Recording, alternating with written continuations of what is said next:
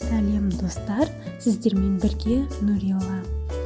Бүгін өте ерекше және өте дәмді тағамды бірге дайындайық. Менімен соңына дейін болыңыздар.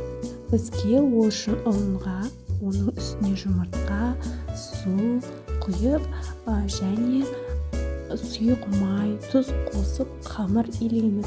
Достар, мөлшерін описанияға жазатын боламын.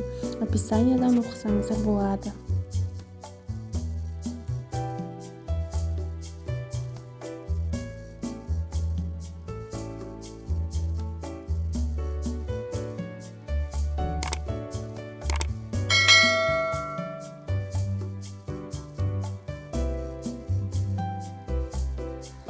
Оны тоңазытқышқа демалдырып, пакетке салып қоямыз.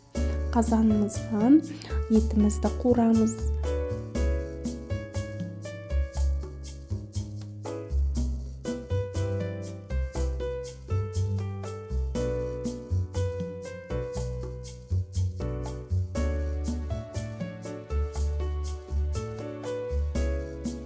Дәміне қарай тұз және паприка салсаңыздар болады.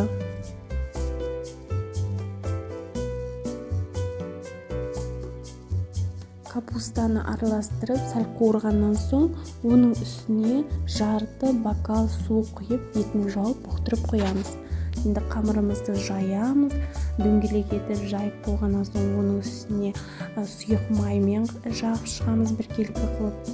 Және үстінен укроп, петрушканы турап, майдалап сеуіп шығамыз. Дәл видеодағыдай етіп турап, оны орайтын боламыз. Дәл видеодағыдай қайталаңыздар.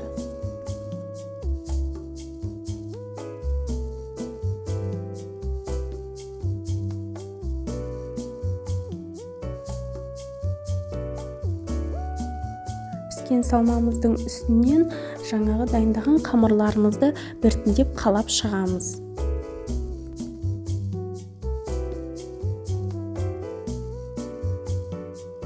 Достар, менің каналыма жазылуды ұмытпаңыздар, лайк және комментарий.